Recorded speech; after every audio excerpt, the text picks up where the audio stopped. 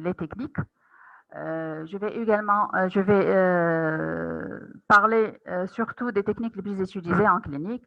Bien sûr, d'une manière générale, je vous donne une idée générale. Il y a les empreintes unitaires, il y a les empreintes de situation, il y a les empreintes globales. Moi, aujourd'hui, je vais parler rapidement des empreintes globales et je vais vous faire passer la vidéo. Alors, les empreintes globales, il y a deux techniques, la technique du double mélange ou la technique de la wash technique. Donc, la technique des élastomères injectés ou double mélange, qui est une empreinte globale, s'effectue avec deux élastomères de viscosité différentes, présentant... D'accord, ok, vu... je ne sais pas les autres combien. Je sais qu'il y a un problème de connexion cette semaine, dû au bac, mais toi, tu es connecté, Rania. Donc, les empreintes s'effectuent...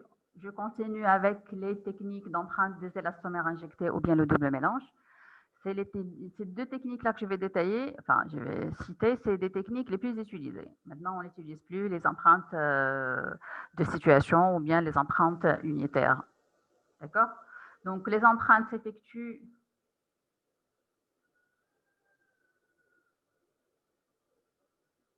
D'accord, ok. Ok. Je continue par contre. Alors, l'empreinte s'effectue avec deux élastomères de viscosité différentes, présentant le même état de plasticité. En général, il s'agit d'un élastomère fluide injecté au contact des préparations qui est immédiatement recouvert d'un porte-empreinte chargé d'une viscosité plus élevée. Les matériaux utilisés pour cette technique, c'est des élastomères ou bien des hydrocolloïdes, bien sûr réversibles, pas irréversibles, pas l'alginate, c'est l'hydrocolloïde, l'agar-agar.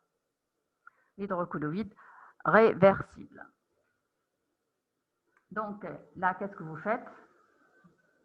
Je vous donne l'image. Alors là, vous, avec le light est injecté autour des préparations et autour des dents adjacentes.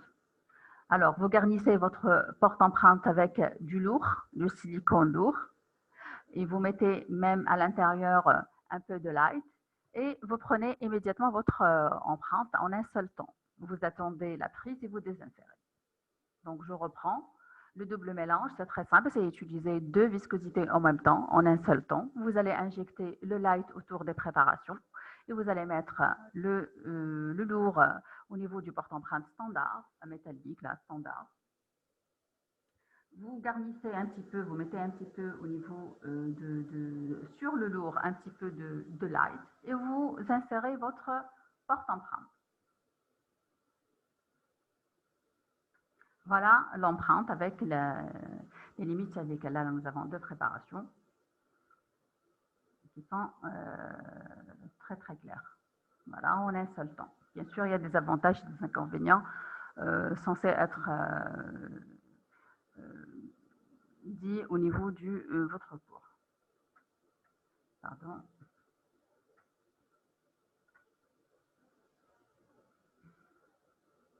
Voilà. La deuxième technique qui est la plus utilisée aussi, c'est l'empreinte en deux temps, c'est la wash technique.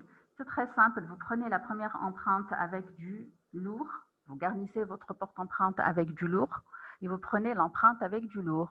Vous attendez la prise, vous faites sortir, vous désinsérez votre empreinte, et pour avoir la suite, vous faites des modifications au niveau de votre empreinte, on va les voir, et vous injectez par la suite, après la prise du lourd, donc après la prise, vous injectez le light autour des préparations et un petit peu au niveau de l'empreinte et vous reprenez en deuxième temps l'empreinte qui va être nettement plus fidèle que la première vu que le light va fuser et vient même enregistrer les détails. Donc le premier temps consiste à réaliser une première empreinte qui est à l'aide d'un élastomère de haute viscosité chargé le plus souvent dans un porte-empreinte de série. Dans un deuxième temps,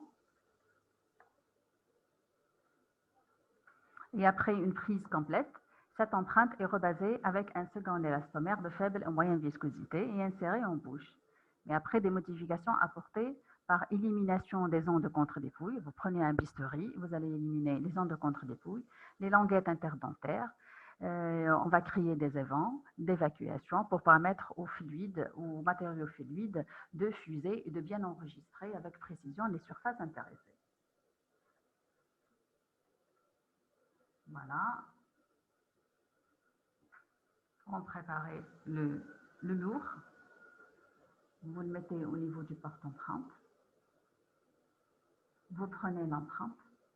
Avec un bistouri, vous allez faire des évents et des modifications. C'est cette technique qu'on va voir au niveau de la vidéo. Puis vous garnissez le light au niveau de votre empreinte après modification et au niveau de autour de préparation, au niveau des dents adjacentes, vous injectez du light et vous prenez en deuxième temps l'empreinte définitive. Voilà, la limite cervicale.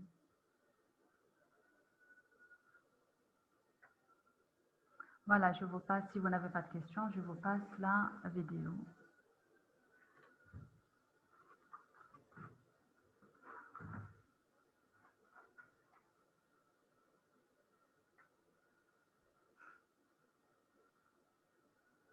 Il n'y a pas de questions?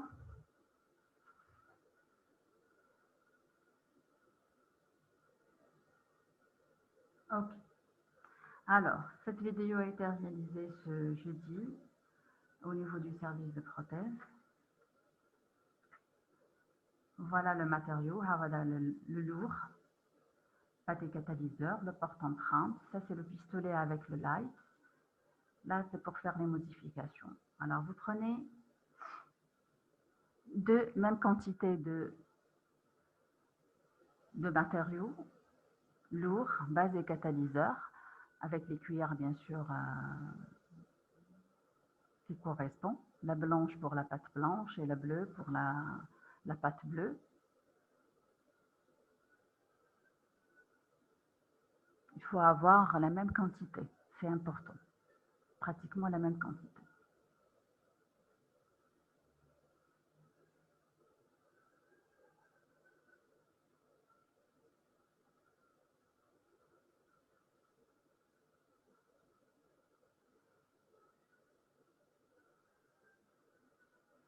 Maintenant, vous les malaxez bien. Il faut bien malaxer. Il faut avoir une seule couleur homogène.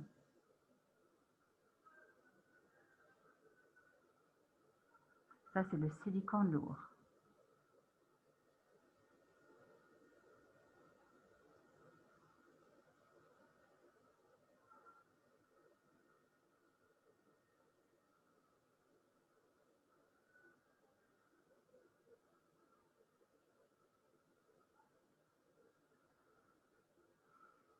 Alors, vous la formez au une empreinte inférieure en boudin. Vous la mettez dans le porte-empreinte standard et vous prenez votre empreinte. Là, on a pris l'empreinte sur modèle pédagogique. Vous attendez la prise. Et là, regardez. C'est la dent qu'on a taillée la semaine passée. Hein. On est en train de travailler, de continuer toujours le même travail. Voilà. Là, vous prenez un bistouri ou bien un cutter et vous enlevez les excès.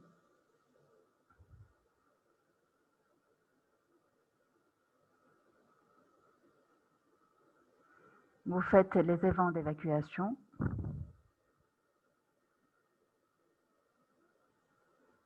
Vous pouvez même enlever la limite cervicale. On veut la prendre avec le light. Le light, il est beaucoup plus précis.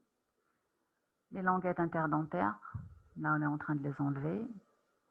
Et on va continuer à enlever la limite cervicale. C'est la dent qu'on a taillée la semaine passée. Ah, la dent. Donc, il faut vérifier qu'il n'y a pas d'obstacle lors de l'insertion parce qu'on va injecter le light.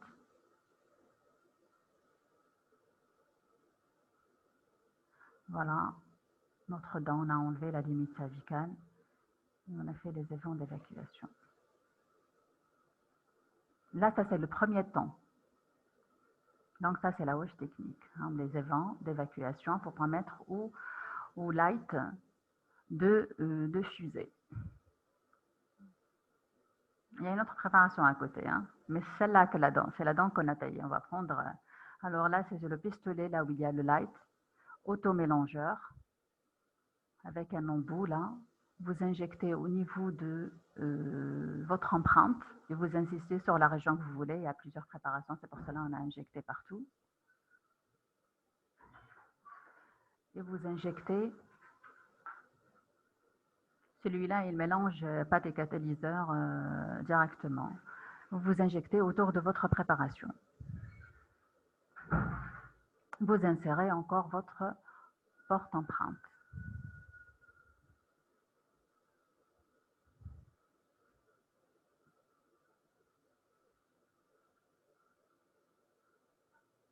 Vous attendez bien sûr la prise et vous désinsérez.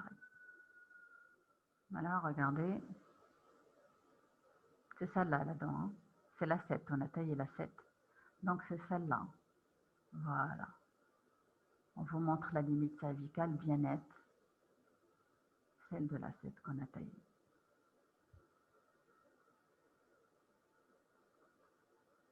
Voilà. C'est très simple comme technique.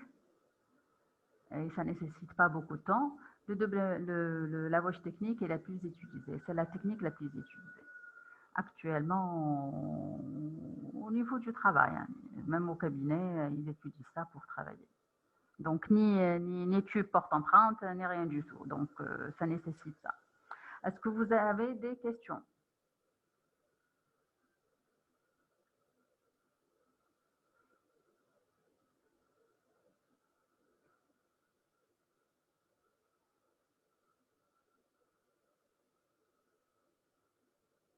Non, il n'y a pas de questions?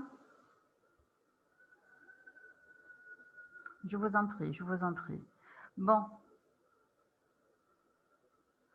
Écoutez, Dorka, je vais faire une petite pause de 5 à 10 minutes et on va reprendre comment on fait la coulée de l'empreinte et le fractionnement. C'est très important. Il y a 2 vidéos très importantes.